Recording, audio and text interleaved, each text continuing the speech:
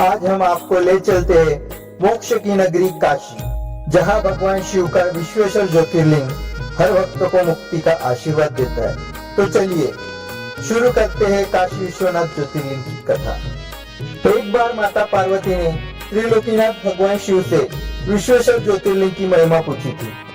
तब अपनी प्राण वल्लभा देवी पार्वती से यह प्रश्न सुनकर भगवान शिव बोले, हे प्रिय, मनुष्य को भक्ति और मुक्ति प्रदान करने वाला उत्तम धाम काशी है। काशी में अनेक सिद्ध योगी पुरुष आकर मेरे अनेक रूपों का वर्णन करते हैं। काशी में मृत्यु को प्राप्त करने वाला मनुष्य को मोक्ष की प्राप्ति हो जाती है, वह सीधे शिवलोक को प्राप्त करता है। स्त्री पवित्र हो या अपवित्र, कुंवारी हो या सुहागन या अन्य काशी में मरकर मोक्ष को प्राप्त करती है। काशी में निवास करने वाले भक्तजन बिना जाति, वर्ण, ज्ञान, कर्म, दान, संस्कार अथवा भजन के सीधे मुक्ति को प्राप्त होते हैं।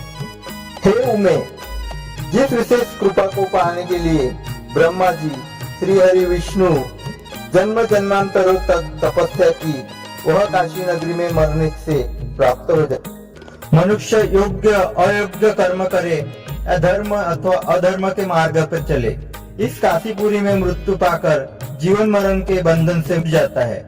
हे देवी, जो काशी नगरी में निवास करते हुए भक्ति पूर्वक मेरा ध्यान स्मरण करते हैं अथवा मेरी आराधना तपस्या करते हैं, उसके पुण्य की महिमा का वर्णन करना मेरे लिए असंभव है।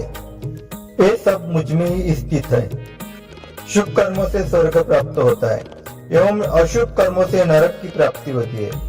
हमारे द्वारा किए गए शुभ अशुभ कर्मों से ही जन्म मरण निश्चित होता है तथा शुभ की प्राप्ति होती है। पार्वती, 3 प्रकार के कर्म होते हैं। एक, पहले जन्म में किए गए कर्म संचित होते हैं। 2, इस जन्म में किए हुए क्रियामान है। 3, दोनों के द्वारा मिल रहा फल जो शरीर में भोगे जा रहे हैं प्रारब्ध कर्म कहलाते हैं। संचित तथा क्रियामान कर्मों को दान दक्षिणा देकर एवं पुण्य कर्मों द्वारा कम अथवा खत्म किया जा सकता है, परंतु प्रारब्ध कर्मों को मनुष्य को भोगना ही पड़ता है।